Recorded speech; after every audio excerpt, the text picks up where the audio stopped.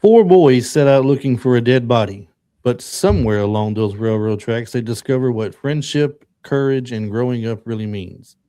Stand By Me isn't just a journey into the woods, it's a journey back to the moment childhood ended.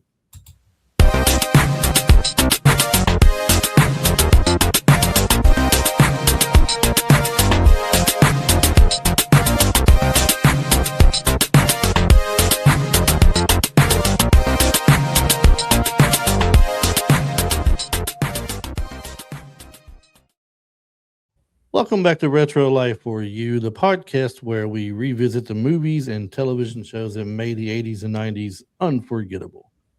But before we begin tonight, make sure that you're following Retro Life for You at all of our social media places. We're on TikTok, we're on Facebook, we're on Instagram.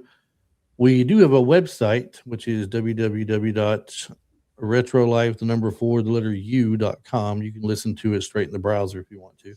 And of course, we're here on YouTube.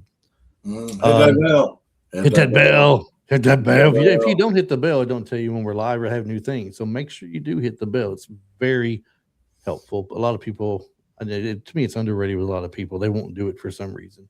But the bell is very helpful. I know the ones that I watch and stick to religiously, the bell is rung for them because I want to know when they're coming on. Uh, And also, also we get this great T-shirt shop we've been promoting lately. It's a lot of retro movie related, inspired T-shirts. Um, Matter of fact, I am wearing one currently right now. You might be able to make out. It says "Train hard, stay balanced," and that is a indirect reference to the Karate Kid movies. It's a fun shirt. Anybody who likes these type of movies will most likely get the reference when you're wearing it. It's a cool conversation starter too. So we also have some funny shirts, just funny phrases, dad jokes. And Marty here is the creator, for the most part, of a lot of these animal related shirts that are retro inspired as well. Really yes, cool things too, as well. So make sure you check those out. In the upper left hand corner of our screen, you have a QR code you can hit with your phone, and you can go straight to the website from there. So make sure you go and check them out and buy a couple while you're there. It supports the show, and every little bit helps the show and keeps us going week to week. So we appreciate it. Now, that being the case, Marty, grab your canteen, pack a few provisions, and watch out for that train because today we're walking on the tracks. So stand by me. yeah, an excellent movie. This movie was one of my personal favorites. I wouldn't say it's like my favorite Stephen King movie, but Nope. it's definitely up there with a lot of them. So It's not a favorite Stephen King movie of mine by any means. I was, I never watched it back in the day.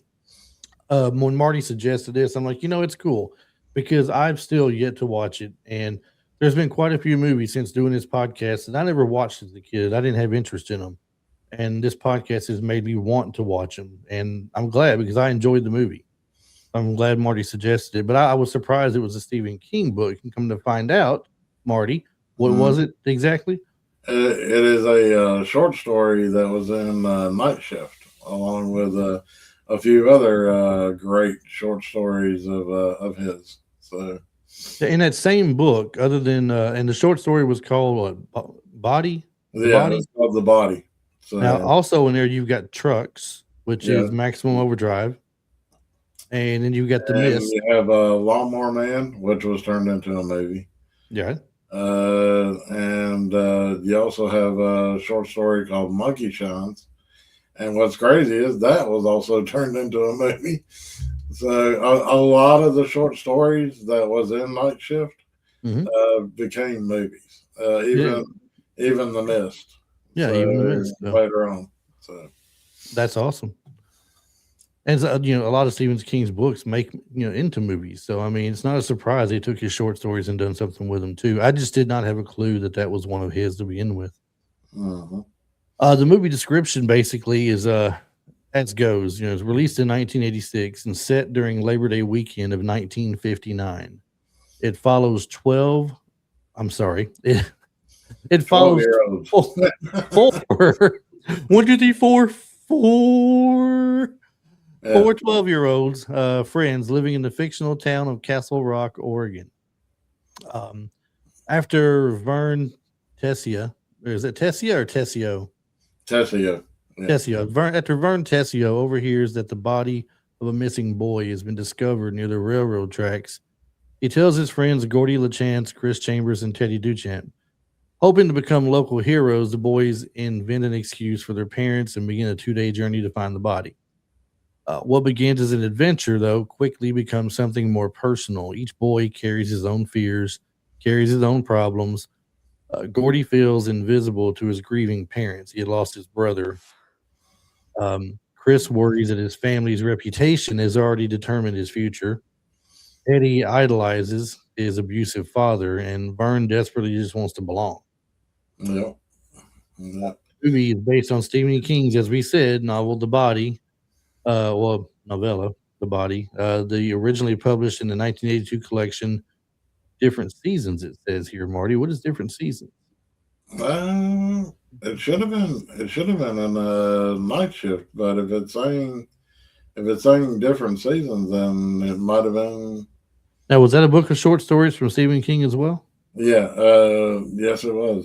Because he had a short story book that was called Night Shift, and he had a short story book that was also in the 80s that was called Different Seasons. So Did Night Shift have Cat's Eye in it also? I want to say yes. So Okay. that was a short story. So Different Seasons, I don't know. I'm going to look that up later and see what all's in Different Seasons. If any of you out there are familiar with it and know, you can, drop that in the comments and let us know about it as well. But 1982 collection, Different Seasons. Unlike the supernatural horror normally associated with Stephen King, this is a deeply human story about grief and friendship, fear, and the painful realization that childhood cannot last forever. And I think that was their thing. They had their treehouse they were in. There was a secret knock to get Yeah, in. secret knock to get in. Yeah. All the good stuff that you have when you have a treehouse and a place to get away, whether it be some fort you built in the woods on the ground or you built it up in the tree, however Yeah, it goes. and I'm gonna say right now, when I was young, living in West Nashville, there I had woods in the back part of my house, and I had like 4 trees that were up high enough. And dude, I built me a tree house. It was pretty slick. I think we all at one point have attempted the treehouse bit. Maybe some were more, better than others. I remember my cousin Kevin and I did that in Waverly, Tennessee, growing up there at my aunt's place. She had a little small diner there in Waverly.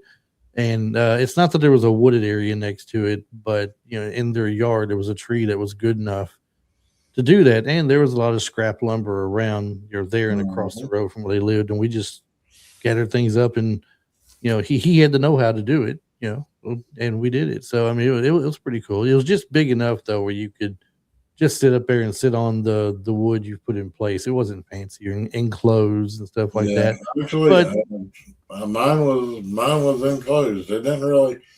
It had 4 walls. It had a ladder that I nailed to the tree going up, mhm, and it mhm, had a hole in the bottom where you can go inside. yep, But the top, there was no top. The leaves was basically the top. right. Well, whether it be up in a tree, like I said, or off in a wooded area behind your house, and it's a lean-to you built, or something standing up from the ground up that you made out of just whatever you get your hands on. That's the thing a lot of young boys did. It was your clubhouse, your sanctuary, your getaway that nobody, you didn't want nobody else going in there, including the parents. It was just Exactly. best friends allowed, and that was it. So it is a good movie based upon that, good friendship and everything. And you can't stay young forever. Friendship can go a long time. I've known you since what, 1992, 93? Yeah. Well, since 1991 or 92. So Because I graduated in 91. The job we were working at was probably the same year, 91 or 92, we'll say. yeah, So it's crazy. I mean, to know people for so long. yeah, And exactly. it's like you don't miss a beat over the years. we still remember a lot of the things from the first year or two that we had known each other, things going on then we can talk about today like it's yesterday. Yeah. So it's really crazy. But yeah, that's basically what the movie's about. It's just about good friendship and going on an adventure. Uh, one big adventure to remember for life and possibly be heroic in the process. It's got a feel of the Goonies in a way to it, but it's not Goonie like. It's not Goonie esque. Like it's not No, really. it's a lot deeper Yeah, than. it's I mean, there's an adventure involved. They're best friends. They're not telling their parents where they're going. They're sneaking off. They're looking to be heroic at the end of the adventure. Both of them kind of fit along those means, but a lot deeper meaning to this one for sure. yeah.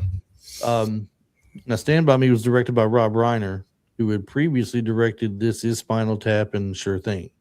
It was only his third feature film, but it became the project that helped establish him as one of Hollywood's most versatile filmmakers. Reiner later directed movies such as The Princess Bride, great movie. When Harry Met Sally, I'll Have What She Had. Misery, good Lord, Misery. Stephen King. I know. I was gonna say Stephen King again. That whole thing with the block in between the ankles and the Dude, I tell you what, if and I'm going from just like not saying like movie, but going from the book Misery, the book Misery, what she does to that guy, is nothing compared to what what happened in the movie. Yeah, I mean, it's so much more graphic in the book than dude. Well, it usually is. You know, books are way more detailed. Yeah, if they would have put what was in the book into the movie, it would have been an NC-17 rated. Well, if they did everything in it that was in the movie, it would have been X-rated probably. Yeah. I mean, you know, you can't put some things in just for the sake of because of how bad it really is. You might put it in a book, but you're not getting it on a movie to get out to theaters and TV without making it, to a certain point. Exactly. So, and then two other movies Rob Reiner did: The American President and do you want to know the other one that's listed here? What is it? Do you want the truth? You can't handle the truth. A few good men. He did A Few Good Men, yes. Bruce A. Evans and Reynold Gideon adapted Stephen King's novella and also served as producers alongside Andrew Shainman for this movie. So the film nearly fell apart, though, Marty, before production even began. When Embassy Pictures changed hands, financial support for the project disappeared shortly before filming. Producer Norman Lear, who had worked with Reiner, Meathead, on All in the Family, provided the money necessary to keep the production alive. Reports generally place the eventual production budget at approximately $7.5 to $8 million. Yeah, but they still did a great job with this movie. Yeah, like locations. Yeah, I mean, let's think about it. $7 to $8 million at that time for what they had on film. I mean, where'd they put most of the money? I mean, there wasn't like a lot of special effects in it or anything. I want to say it was location. I mean, they had good location, good setup. Yeah. I mean, they had a solid cast too. Let's not forget that. They had a solid cast. Yeah. It was a good production overall. So, for something I never really wanted to watch, there's not enough good things I can say about it right now. It was really good. The project's original working title was The Body, matching King's story. The filmmakers worried, though, that audiences would assume it was another Stephen King horror movie, so the title became Stand By Me after the Ben E. King song used over the closing credits. Adrian Lynn was originally attached to direct, but was unavailable because he was completing 9.5 weeks. Reiner took over and reshaped the story so that Gordie became its emotional center. Filming took place primarily around Brownsville, Oregon, which provided timeless small town atmosphere needed to represent Castle Rock in 1959, and it did have a very small town feel to it. Yes, it did. Seeing the young kids walking through town and everything, that was kind of cool. I thought because I'm the type of person that I mean, I grew up in Waverly, so Waverly was a small town. They didn't let a whole lot of stuff come in. It wasn't small like that, looking like that, mind you. Right. But I do appreciate a smaller town feel versus being in the larger city. In our case, like in Nashville, I prefer that feel over the bigger city. It's just I don't know. It's just something more. It's just better for me. Exactly. Yeah. The production also filmed the famous train sequence near Lake Britain in Northern California. Before shooting, Reiner brought the four young leads together for approximately 2 weeks of improvisational games and rehearsals. The goal was to create genuine chemistry between them, and according to the actors, the friendship seen on screen was largely real. Nice. Now, is it just me? You may not have noticed. I don't know. I've seen online some things about reunions of the Stand By Me group, and it seems like it's always Corey Feldman who's never there. It's the other three, and occasionally you'll see Corey Feldman in with them, but it's usually the other three kids for the most part. Do you think, maybe the friendships they're talking about today, for example, Corey Feldman may not be as deep in there with them? You would think it would be more of like Chris O'Donnell not coming to like a reunion or something, or well, I wouldn't say Will Wheaton. Well, you mean Jerry O'Connell? Yeah, I said Chris O'Connell. Yeah, Jerry O'Connell is the one that played Vern. So yeah. But well, I lost my place here. Hold on. uh, Sorry, there was a large walking object in the background that threw me off. Sorry, everybody. My daughter was putting her computer back on her desk over here.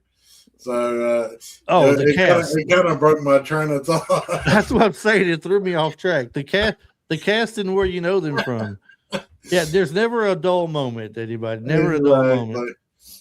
The cast and where you know them from. Will Wheaton played Gordie Lachance. Gordie is the thoughtful storyteller of the group. He's still grieving the death of his older brother, Denny, while living with parents who barely acknowledge him. I mean, the father, I think, would have rather it been him.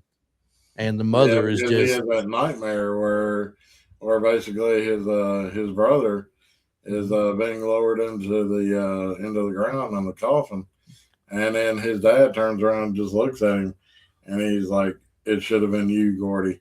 And then that's when he wakes up off the ground like, no. Yeah, and then the mother is just dead to the world, it feels like. She's just not with it hardly at all. Will Wheaton, he later became best known as Wesley Crusher on Star Trek The Next Generation. His other credits include Toy Soldiers, great movie, Flubber, The Guild, Leverage. Well, and then I was also going to say, playing himself in The Big Bang Theory as Sheldon's nemesis. Will Wheaton. That is great, isn't it? He's got his extensive voice acting career and audiobook narration as well. And I mentioned Toy Soldiers first. Now, if you want to go back in the archives that we have here and take a listen, you'll see there's one where Chris, I was going to say Chris, well, Coogan. Coogan. I'm sorry. Yeah. I had it right. Mr. Coogan. He was on talking with us about Toy Soldiers, so you can go back and enjoy that. He tells a story on there too. If you remember, we asked him about landing roles he didn't get to get. I don't know if it was on that one or the first one he was on with us. You wouldn't know for the first one, but on one of the two shows he was on, he mentioned roles he would have liked to have gotten, but he didn't. Right. And he was he auditioned for Stand By Me, and Will Wheaton. Damn, that's cool. Yeah, and Will Wheaton got that, and then Will Wheaton wanted to get on Adventures in Babysitting. He auditioned for it, and he didn't, and Coogan got that one instead. So it's only fair. So. There's Sony. All the same guys were applying. We're going for all the same roles back then. I mean, and either you fit the character or you don't, Nah, pretty yeah, much. So River Phoenix was in this, and that's a sad story in its own. I don't, how old was he when he passed away?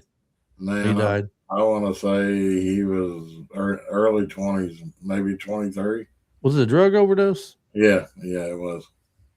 He was the unofficial leader of the kids group and Gordie's closest friend. Although his family has a terrible reputation, Chris is intelligent and loyal, determined to become something better than the people expect. River Phoenix went on to deliver acclaimed performances in movies like Mosquito Coast, Running on Empty, Indiana Jones and the Last Crusade, My Own Private Idaho, Sneakers, and Dogfight. He died in 1993 at only 23 years old, making the movie's conclusion and the adult Gordie's memories of Chris even more heartbreaking. Yeah. Corey Feldman, we mentioned him earlier, plays Teddy Duchamp. Teddy is impulsive, confrontational, and emotionally scarred by an abusive father. Despite everything his father has done, Teddy continues to defend and idolize him. Feldman was already an experienced young actor and became one of the most recognizable faces of the 80s youth cinema, and his credits include Friday the 13th, The Final Chapter, The Goonies, The Lost Boys, License to Drive, Dream a Little Dream, Gremlins, and he's the voice of Donatello in the first Teenage Mutant Ninja Turtles film. Mm-hmm. Now, you knock out Dream a Little Dream, and I like everything in there. I didn't care for Dream a Little Dream. Dude, I like Dream a Little Dream. Did It you? was interesting. I watched it, but I didn't like it though because at the time the Coreys were big at the time, and both were in it. So I thought, okay, we'll check it out. And just like this just wasn't for me. Now we talk about his Dream a Little Dream was one of those movies that is kind of like a mixture of like romance meets sci-fi meets musical. I mean, there's dancing in it, and I mean, so you know how I am. If there's a lot of music in the movie, what was the movie? Huh? What Dream a Little Dream? Yeah, Dream a Little Dream. And it was a musical, you said? Yeah. Was there people singing music and song? Did they break out in song in the middle of the movie? I could have swore Corey Feldman wanted to, but I never saw him do it. So. That's a musical, Marty. That is a musical. Will you stop it? Oh. If anybody out there would like to see me strangle Marty for the next musical reference, please send me an email at retrolifeforyou@gmail.com saying, Chris, please stab Marty in the eye for calling all these good things musicals when they're not. Oh, yeah, it is. Teddy, the character Teddy, as we mentioned, impulsive, confrontational, emotionally scarred. Despite everything, defends his father and he idolizes him. That scene in the junkyard where they're escaping the junkyard, and that guy is just giving him all kinds of grief about his father through the fence. And Teddy's trying to tell him he was a war hero. He was a war hero that stormed Normandy and everything, Yeah. He did this, he did that, and that's all he did. That's what it was. He's all like, your dad never done none of that. He was like, your dad's up in a loony bin. Loony bin. Yeah, he was just all kind of tore up over it. And that's something you see in this movie. Each one of the kids at one point breaks down to another. Yeah. They're airing out their, I don't want to say their dirty laundry, but they're airing out what bothers them to another in the movie. It seems like everybody's got their moment. So it's one of the, I mean, it's pretty deep. That's when Teddy breaks down. Like after they walk away from the junkyard. Right. I mean, you've got Gordie breaking down to Chris about his brother not being as good as his brother and all this stuff. You got Chris breaking down to Gordie, wasn't it? About he don't want to be like he don't want to be like wrong family, right, and he don't want to have that reputation and such. And you got Teddy Duchamp breaking down, and then you got Vern, who also has his moment as well. Vern's played by Jerry O'Connell. He's nervous, funny, frequently picked on by members of the group. But it's four guys growing up picking each other. I've got a set group of people to this point in time and Marty knows I'll pick on him sometimes too, Exactly. just for S and G's, right? For S and G's. And there's others, and we'll send stupid videos or stupid memes of each other out of the blue where it makes fun of the other or something, and aggravations and such. But that's just what kids do to each and other, that's what especially adults do too. that's what adults do as well, you know. But he had buried a jar of pennies of all things, and I guess forgot where he buried them. So he's under his porch trying to find all the time where he buried the pennies at. And that's when he overhears the conversation that begins the adventure. Yeah, his Now, older brother. Yeah, right, his older brother and his friend, which we'll get to in just a minute on some of these other names, other than the big four here, because this is a cast. This is a cast before amazing cast before they all got big. That was in this thing. Jerry O'Connell was in My Secret Identity. He was in Sliders, great TV series, Sliders. Sliders. Jerry Maguire. He was in Scream 2, Kangaroo Jack, Crossing Jordan, Star Trek Lower Decks here recently. But he's another solid character in the film. Mm-hmm. And the four of them together, I don't know that you could have found anybody better in Hollywood at the time to play those four roles. And there are some other people who, tried to get in those roles. And I'll get to some of them in a few minutes, let you know who some of them were. But these four guys turned out to be. I want to probably say even one of the other Corys. Corey Feldman landed a role in the maybe Corey Haim would have tried to have been one of the friends in the movie. Well, so, we'll get to it in just a minute about the other ones that were there. Kiefer Sutherland is one of the names that we're talking about is in this great cast. It's one of his earliest roles or something, possibly. He played the character Ace Merrill. That's the friend of Vern's older brother that we're talking about where they seen the dead body at. Mm-hmm. And he didn't want nothing to do with going back to it because they had taken somebody's car, and he didn't want to get in trouble for boosting the car.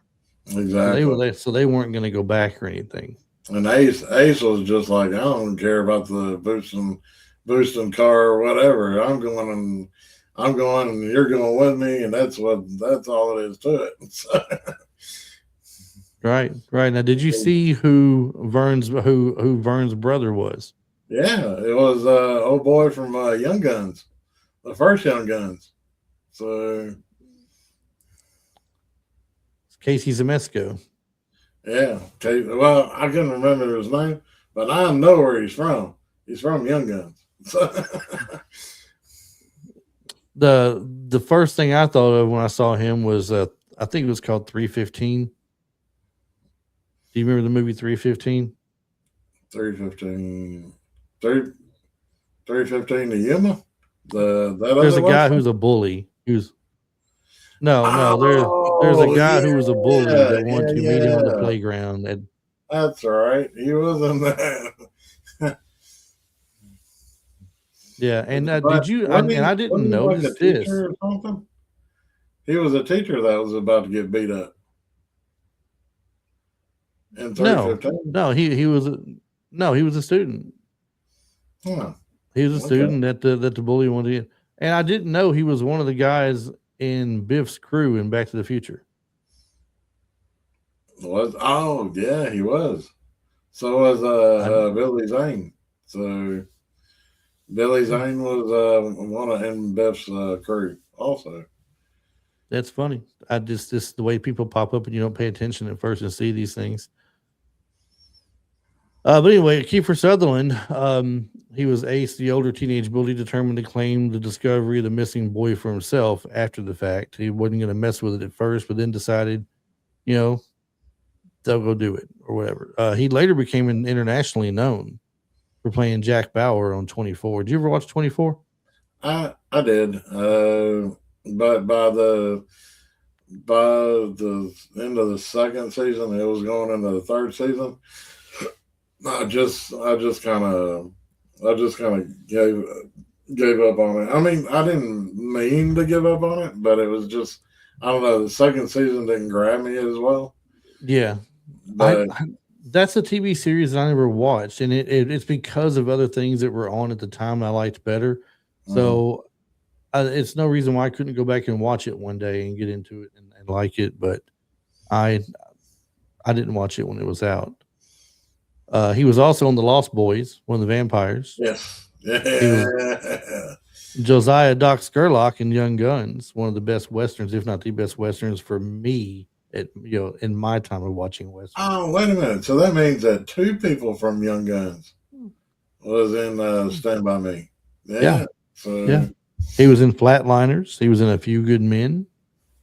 He was in Dark City and Designated Survivor. He's got way more than that was out, by the way. oh, yeah. That's just some highlights of what he'd Yeah. done at the time. And Designated Survivor, that's more recent. So, Yeah. Yeah. Well, it's what it says. He went on to do other things, and that's just a few examples. There's a movie him and Lou Diamond Phillips did together, and they were in Young Guns together. They went on and done what was it, Renegades? oh, yeah. Yeah. I totally forgot about that. Yeah. Renegades. Pretty sure it was called Renegades. Mhm. Richard Dreyfuss was in this movie. He played the adult Gordie and the narrator of the film. Yeah. Yeah.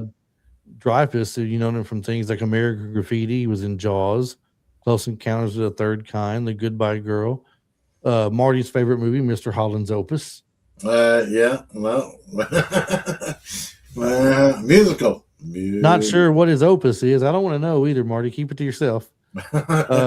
John Cusack played Denny Lachance, and Cusack plays Gordie's late older brother in flashbacks. He went on to star in things like Say Anything, Better Off Dead, $2, $2. Gross Point Blank. $2. That's right. High Fidelity, Con Air, and 1408. Supporting cast also included, let's see here, Casey Zemesco as Billy Tessio, Bradley Gregg as Eyeball Chambers, and Bradley Gregg was in Friday Nightmare on Elm Street 3, Dream Warriors. Gary Riley is Charlie Hogan, Marshall Bell is Gordie's father, and Frances Lee McCain is Gordie's mother. So quite a few, known, well-known people and up-and-coming people at the time, up-and-comers that were in it as well. Now, here's one of my favorite things about movies that I get to learn about every now and then. I'm always wondering who could have played the role differently. Could somebody have played it better? And most of the time, we're like, nobody would have played this better than this person right here.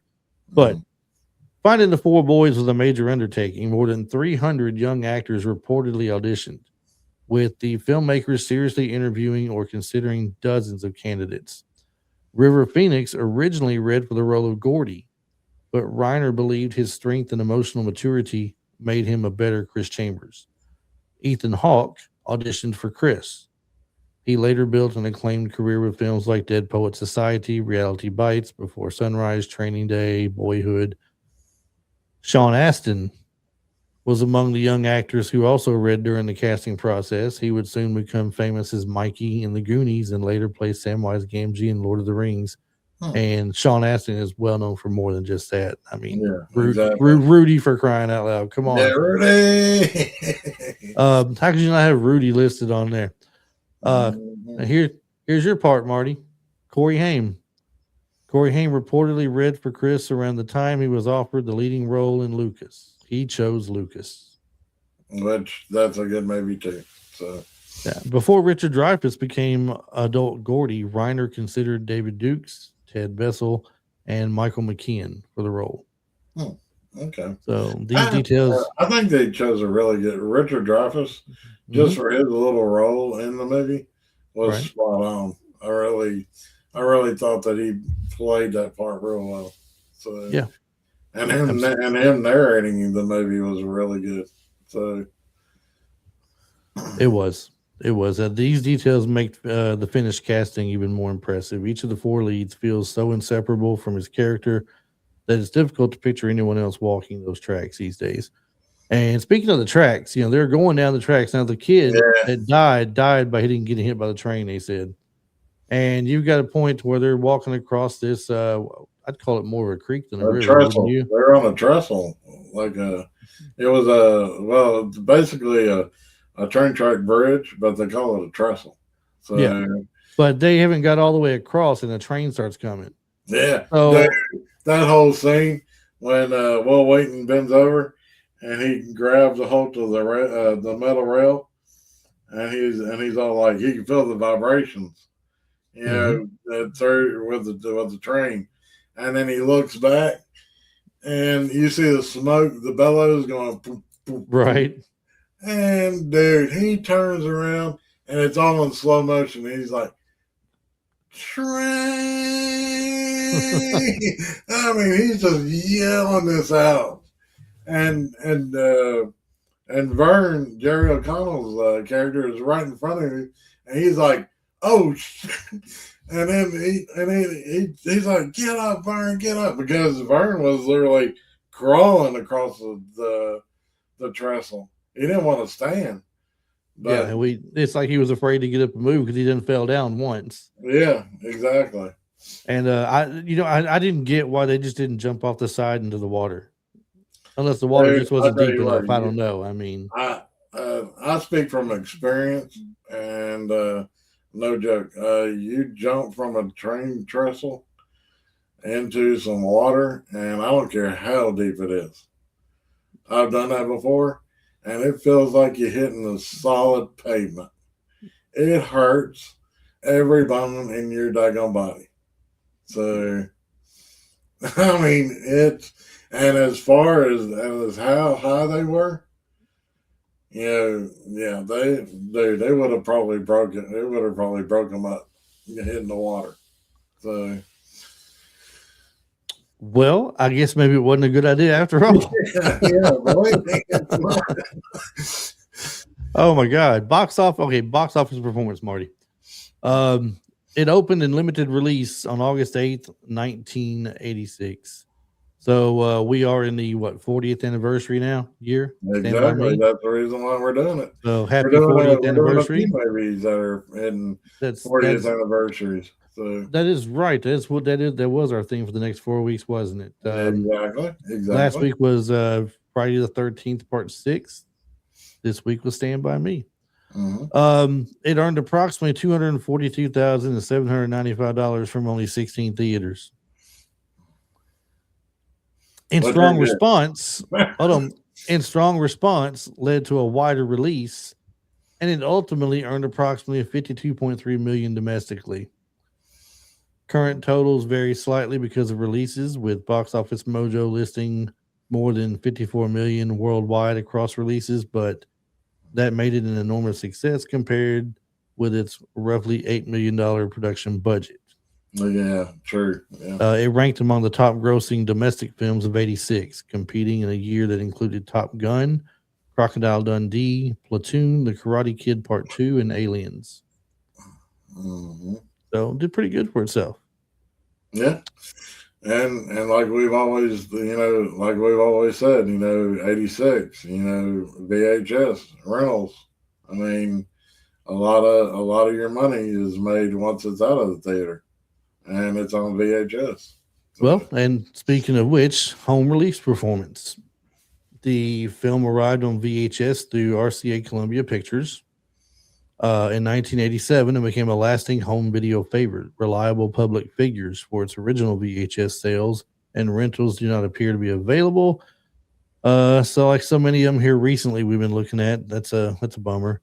So it would be misleading to attach a specific number, but what can be documented is its remarkable longevity. It received multiple VHS editions and later appeared on Laserdisc, DVD, Blu-ray, 4K, Ultra HD. I'm sorry, 4K Ultra HD all together, not two separate things. Digital rental and streaming services. The numbers estimates approximately 3.5 million in tracked domestic DVD sales, 454,000 in tracked domestic Blu-ray sales, and more than 3.5 million in combined tracked disc revenue. These figures don't include the film's original VHS business, rentals, many later editions, or digital revenue. So they represent only part of its home entertainment success. Yeah, and a lot of And a lot of movies later on, I noticed that it was still on VHS, but it was getting that THX, the digital sound mixes. So Yeah. So let's see, we're at the 40-minute mark. Let's jump to a little fun trivia real quick so we don't miss out on some of this. The train wasn't as close as it looked. yeah, it The was ter- on a blue screen. yeah, the terrifying bridge sequence used camera lenses and editing to make the approaching train seem dangerously close. The actors were not actually being chased down by a train at full speed. Jerry O'Connell changed, it said, considerably after filming. He was only 11 when the movie was made, and according to a popular story, when Reiner encountered him again later, he initially had trouble recognizing him because O'Connell had grown and changed so much. Well, some people just shoot right up, when they hit a certain age. I mean, Mhm. you you might be small up until you're about 13 or 14, hit a growth spurt. Next thing you know, you're center for the basketball team. Yeah, and Jerry O'Connell. He's a pretty tall dude. So I want to say probably 6'2" at least. Yeah. Now the leeches were artificial. Remember the scene with the leeches where they get in Yeah, the swamp water? that was crazy. Hey, look, it's not that deep. Yeah, blow. They went right under, and then Corey Feldman when he pops back up, and he's all like, his hair is all in his face, and he's just kind of he's shivering like this, and Yeah. he just turns around and he looks at him like, "I'm gonna kill all of y'all." But it says here that the leeches used during the swamp sequence were props. Even so, the actors' panic and discomfort helped make the scene unforgettable. Here's a part of the movie that was memorable: the pie eating contest. Yes, yeah, the story, the story from Gordie. Yeah. Yep, yep. The sequence in Gordy's imagined story within the story. Large amounts of imitation vomit were fired through mechanical devices to create the increasingly I, disgusting chaos. It was a pie eating contest, and they ate so much that everybody just vomited on each other. It looked well, like. no, it was the Gordie's main character in his short story. They called him Lardass, and he had and his revenge on all those people was he literally drank a bottle of Oh, castor oil. bottle of castor oil. He's got that bottle of castor oil turned up. He drinking, gets half of it down, and he takes two eggs and cracks them, Yeah. and then dumps them down his throat. Then he goes to eating on those pies. And dude, when he stands up and his belly's all rumble, rumble, rumble, rumble, and he turns around right on the coach and just like I mean, it's just like the Exorcist all over. It's like blind. No green pea soup there. No green pea soup. It was blueberries. Man. No, was it blueberries or black? I think it was blackberry pie. No, they're blueberries, blueberry pies. No, were they? Okay. Yep. Yep. Kiefer Sutherland helped preserve the 1950s atmosphere. He reportedly played oldies music during the production to help maintain the period mood. The soundtrack includes Buddy Holly, Jerry Lee Lewis, the Chordettes, and Benny King. Uh-huh. After watching a private screening of this movie, Stephen King himself reportedly needed time to compose himself. He later praised it as one of the strongest adaptations of his work. He was deeply affected by the movie they made. Yeah. Castle Rock became a major name in Rob Reiner's career. It was later that they changed the name of the production company to Castle Rock Entertainment after the fictional town featured in King's story. There was an odd scene to me, and Marty, maybe you can make heads or tails of it, and I'll tell you what it says here. But the deer scene, they said it was intentionally kept private. Do you remember the deer scene? Yeah, where Will Wheaton's sitting on the tracks and he just looks up and the deer is like right next to me. So They just looking at him. Yeah. and that's it. But it says that Gordy concludes that he never again had friends like the ones he had when he was 12. And I'm sorry, Gordy sees a deer. I'm jumping ahead of myself. Gordy sees a deer while the others are sleeping, but never tells his friends. It Yeah. becomes a quiet personal memory untouched by the group's larger adventure, one small moment belonging only to him. Only to him. Yeah. He Yeah. just didn't want to share that with everybody else. But Mhm. adult Gordy concludes that he never again had friends like the ones he had when he was 12. It perfectly captures the film's central idea. And this was the final line, basically, became the movie's legacy. Childhood friendships basically may fade, but they can remain emotionally unmatched for the rest of their lives. Yeah. Yeah. Very true. So overall, Marty, do you have a favorite part of this movie or anything Um, that's just most memorable to you? the one scene. There's two scenes that jump out mainly for me in the movie. It's the part where Chris and Gordy are talking when the other two were asleep, and it was just the way River Phoenix just portrayed that whole scene, where he was talking about the milk money and how they automatically blamed him for stealing the milk money, and then Will Wheaton's character Gordy, he says, "Well, didn't you steal the milk money?" And then Chris and then River Phoenix, he says, "Well, yeah, I stole the milk money, but then I gave it back. Then I gave it back to a teacher, and then she turns around and goes and takes the milk money and spends it on a dress, and then basically says that I never gave her the money back, and they still looked at me like a thief, and I gave it back." And then that's when he just that whole emotional scene right there, just it. I was sitting there and I was watching it, and I was just like you know seeing how well River Phoenix acted, at that young of an age. If he hadn't have died, at a young age, I think he would have made an exceptional actor. So, Yeah. and the other scene that I really liked was where Gordy's confrontation with Ace. The part where he's got the pistol, Yeah, that was and one of he just mine. yeah, and he's like, and Ace Kiefer Sutherland, he was all like, "You can't shoot us all," and he's No, like, no. He says, "What are you gonna do, kids? Shoot all of us?" "Yeah, what are you gonna do, kid? Shoot all of us?"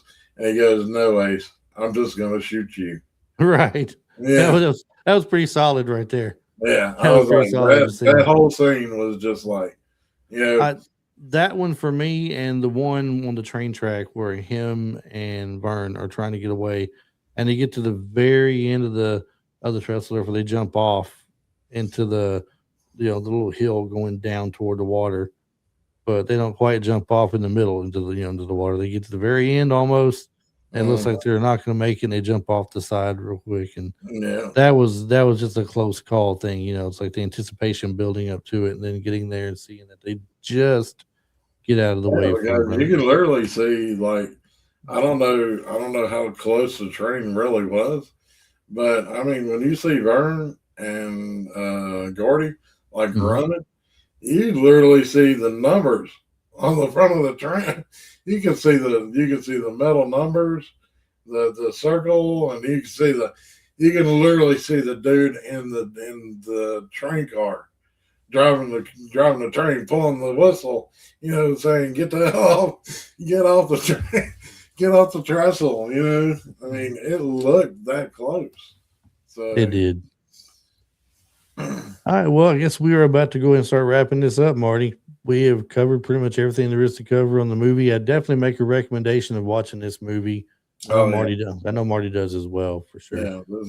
This is a solid movie, a Yeah, great movie. you got to watch it. It's not hilarious, It's not, horrific. It's not, gross or nasty. It's not action packed.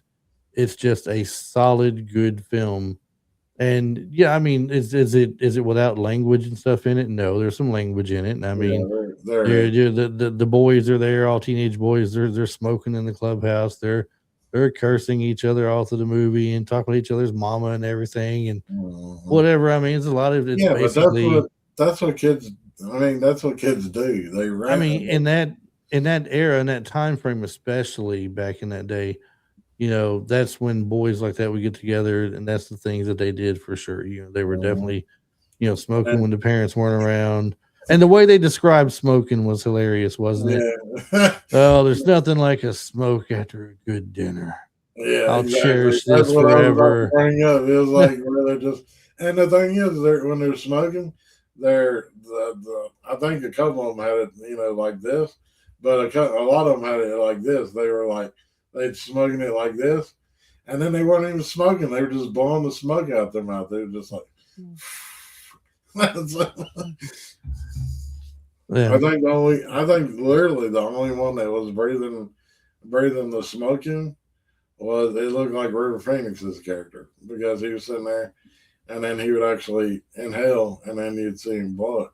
And I was like, okay, So you smoking at a young age. so So you're saying he was not he was not a President Clinton, and he he did inhale. he inhaled. He did inhale. All right. Well, so just to get to the final thoughts here for us, Stand By Me is sometimes described as a movie about four boys searching for a body, but that description barely scratches the surface. The body gives them a reason to leave home. The journey forces them to reveal who they really are. Gordy finds the courage to face his grief. Chris admits that he is terrified of being trapped by his family's reputation. Teddy's anger exposes the pain underneath his loyalty, and Vern proves that even the frightened kid can keep moving forward. Mm-hmm. The tragedy is that we know this group will not stay together. Vern and Teddy gradually drift away. Chris escapes the future everyone predicted for him, only to die while trying to stop a fight. And Gordy grows up and turns their adventure into a story. Yeah, and Uh, becomes like a Uh, I mean, because it shows him in there, he's at the Richard Dreyfuss is at the computer and he's writing it down. mhm. But you see over to the side of him, you see like his other books that he had written. So he had become like a professional author. Right. He became what they all wanted him to become. So because Yeah. they all listened to his stories and stuff. So Mhm.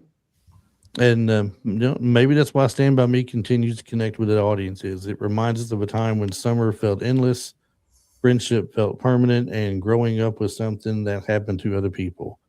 And then, almost without warning, well, it happened to us as well. So, mm, Marty, what is it we tell these people?